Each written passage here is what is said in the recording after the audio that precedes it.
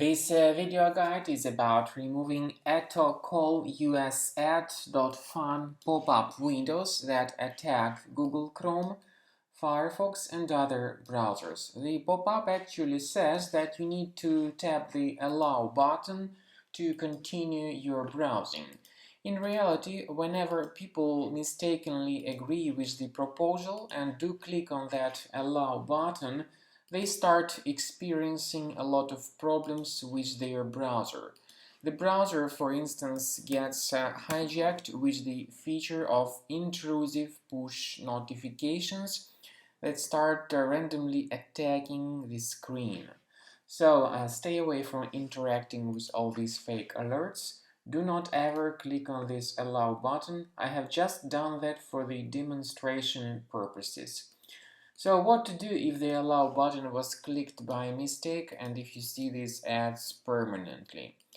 What you need to do is to access the menu, click on Settings, then scroll down to Privacy and Security, choose Site Settings, and finally in Permissions choose Notifications. Now carefully research the Allow area. You'll find this malicious website, so you need to click on this related button and remove it from the list. Also delete any other dangerous sites from the blog area. Finally, my strong recommendation is that you scan your Mac additionally with a Combo Cleaner antivirus. The best place to get it is on the page combocleaner.com. After you download and install this software, click on Start Combo Scan and let it update the antivirus database.